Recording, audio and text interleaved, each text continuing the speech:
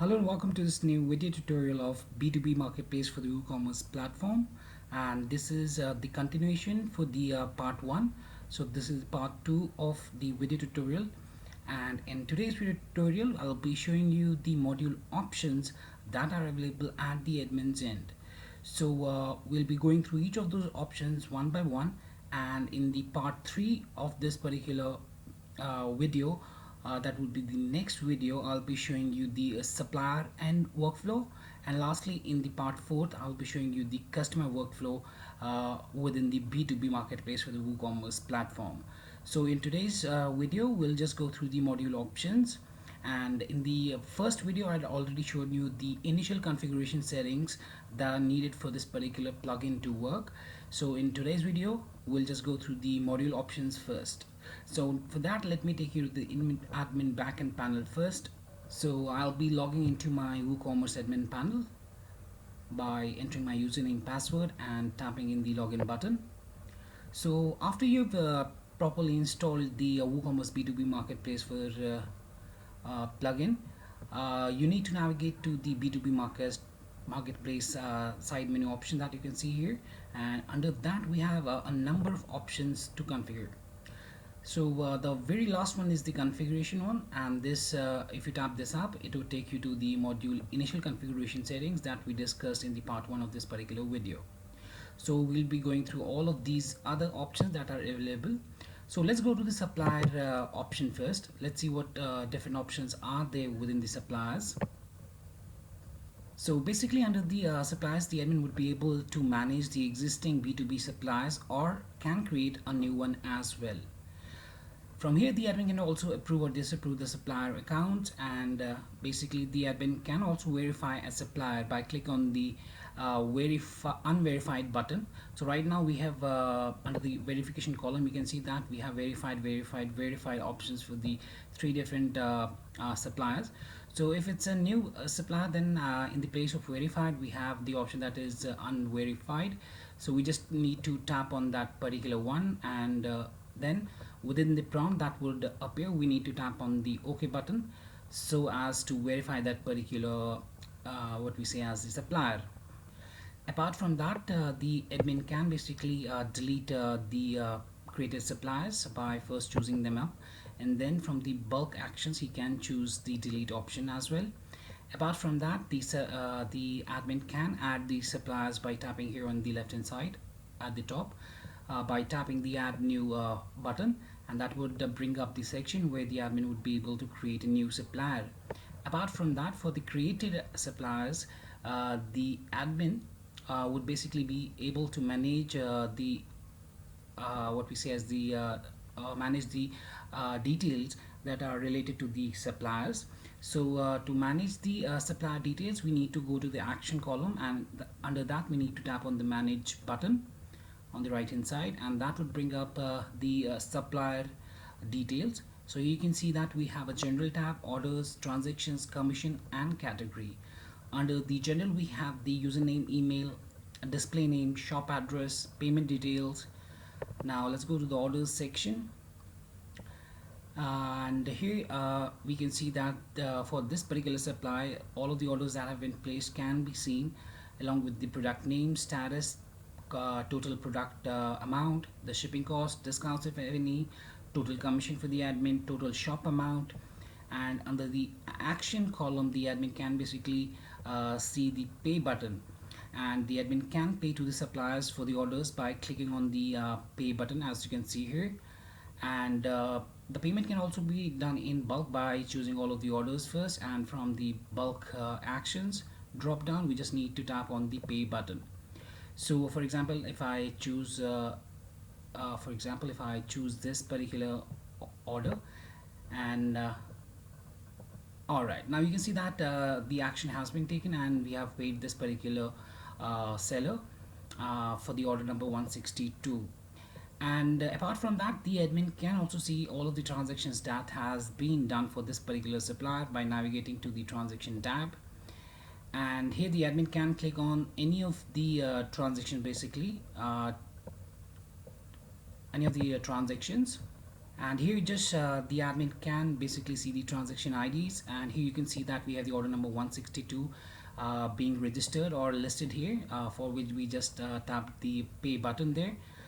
And here the admin can basically delete the transactions that the admin has already done by selecting the transaction and then tapping the delete option uh, for the drop down option here. Now let's go to the commission section, and here the admin basically can set the commission per supplier. So for each of the suppliers, the admin needs to navigate to their details section, as I've just shown you, by going to the suppliers. Let me open that up. By going to the suppliers section first, and within the suppliers, the admin just needs to tap on the manage button under the actions column so as to get the details of that particular supplier. So here the admin can set the commission in percentage. uh, so here we have set it as 30%, and for the total sales, here the admin can see the total sale of this particular supplier. Apart from that, the admin can also see his own commission, the total amount of the commission that the admin has gained.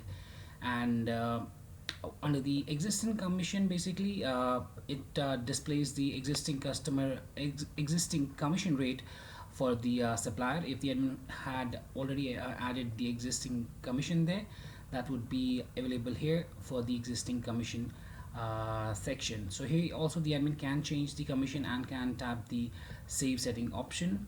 And now lastly, under the category tab, the admin can basically assign the categories to the suppliers. So the admin just needs to enter the name of that particular uh, actually the admin needs to select any of those categories. For example, we just need to tap that up, and that will bring up the list of all of the categories that are there within the WooCommerce web store. And the admin just needs to tap on the selected one to add it to the uh, allowed category section. So this would allow the suppliers to add the products within the selected categories, and the admin just needs to tap on the save setting option thereafter. So this was the supplier section and how to add the suppliers. Let me take you back to the supplier section. We check the details. So to add a new supplier, you just need to tap here on the add new button. Okay, all right, so we don't have the higher level of permission for this particular section here. And now let me take you back here. That section I'll be showing you within. You can access that part to add a new supplier from the user guide of this particular plugin that I've shared within this within the description section below. So let me show you. This is the verification section, and here we can see that unverified. So I told you that the admin needs to verify the suppliers initially, and then they can manage them as well. So a pop-up appears, and we tap the OK button to verify that particular supplier. And we went through all of these options: the general orders, transaction, commission, and categories for the selected supplier. And now let me take you back to the backend panel for the admin. Alright, so now let's go to the commission section. So we can navigate to this section by navigating through B2B marketplace and then commission. We'll just tap on that. So basically the admin can check the commission details of the suppliers by navigating to this section. And here you can see that we have the supplier name, the supplier email, and the commission, total commission, commission amount, paid amount, amount remaining, and the last pay amount as well. So here the admin can see the complete list of all the suppliers along with the different columns, as you can see, for the info. And the admin can see the details related to the commission, such as total sales, commission amount, amount remaining, and the last payment amount. And the admin can manage suppliers or view details upon clicking a supplier's name. So for example, if I tap here on the supplier name, that is John Doe, this would basically bring up the section that we were already talking about. And here the admin can change the commission and can tap the save configuration button thereafter. Now let's go to the feedback section. So here the admin can see the feedback of the customers for the suppliers by navigating to this particular feedback section. And from here the admin can basically bulk approve or disapprove the feedbacks, and can delete the feedbacks in bulk as well. So if we want to delete the uh, feedbacks in bulk from the actions drop down, we just need to still choose the delete option. Otherwise, if you want to approve them, you can choose approve. Otherwise, select disapprove to disapprove the uh, feedbacks for the suppliers that have been given by the customers from the web store front end. So now let's go to the attribute section, and here the admin basically can manage the code attribute list by navigating through B2B marketplace and then attributes. And here the admin can basically edit the existing attributes and can also delete them if he has created them already. Also, the admin can create a new attribute for the code by clicking here at the top the add new button, and let me tap that up, and this will bring up the attribute section wherein the admin needs to enter the default label for the attribute, choose the attribute type, whether it would be a text area, or a number, whether this attribute would be required or not, and the status of the particular attribute that we are going to create, whether it would be enabled or disabled. So that was about the attribute, how we can create an attribute under the attribute section. Apart from that, we can bulk select the options and can delete the attributes as well.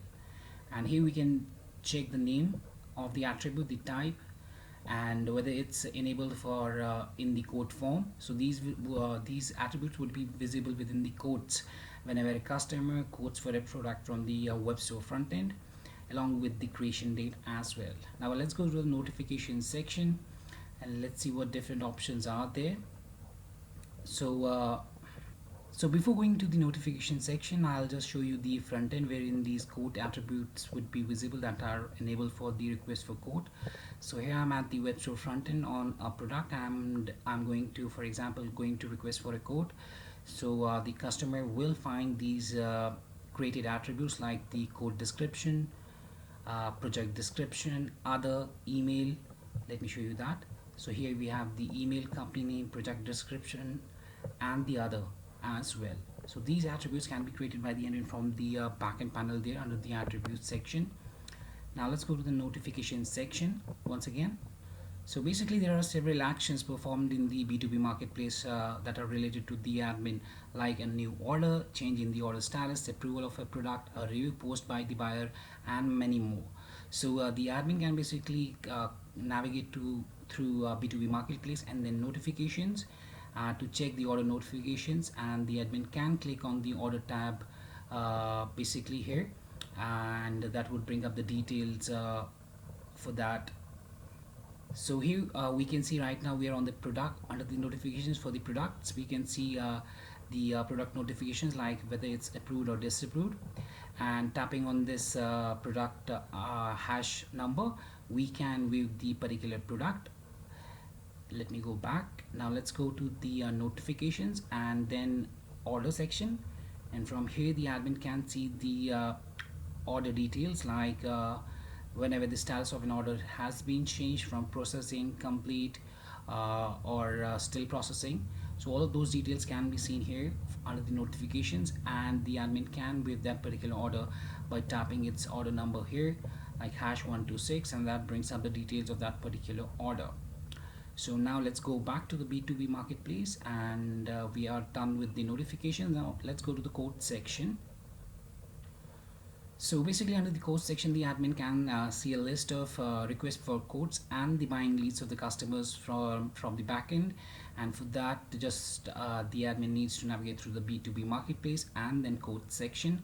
And here the admin can do bulk actions from the drop down by choosing the delete option, and before that he just needs to select the what we say as the RFQs in bulk, and then can choose the delete option to delete them. Apart from that, he can basically filter out the RFQs by typing the pending, approved, rejected, processing, on hold, completed, cancelled, refunded, and failed statuses.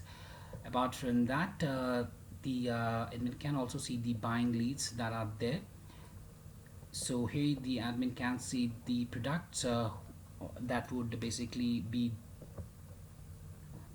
So the admin can see the complete list of buying leads here for the product and the name of the customer. Apart from that, the admin can also see the category within which that particular buying lead has purchased the product from, and the status of the buying leads as well, like refunded, completed, pending, and others. Now let's go to the shop inquiry section, and here we are on the shop inquiry section, and here the admin basically can delete all of the shop inquiries that have been done by multi-selecting the queries and then choosing the delete option.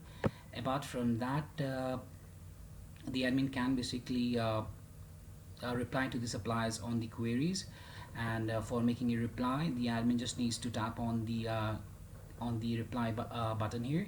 So for example, do supplier has the subject as commission rate, and he has his message with the date and time, so we can reply to him by tapping the reply button, and then we can just type in our message and we can tap on the reply button.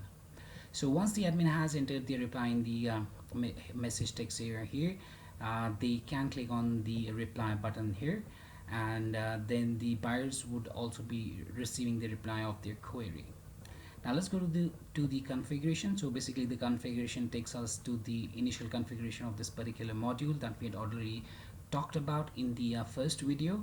So here we are with the general, product, chat, quick order, quote, asset visibility, and the advanced options. And lastly, so these were the main what we say as the modular options within the WooCommerce B2B Marketplace plugin, and I hope it helped you out. And now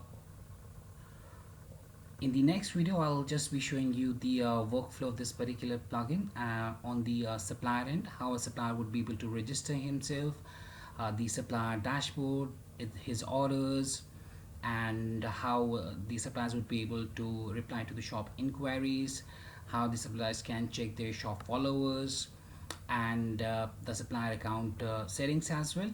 So in the second video, we'll just be showing these options that are for the supplier workflow. And for today's second video tutorial, I hope it helped you out. And if you have any questions or queries regarding this particular plugin, then you can always get back to us at support@webcool.com, or you may raise a ticket at webcool.uvdesk.com. Thanks for watching and have a great day.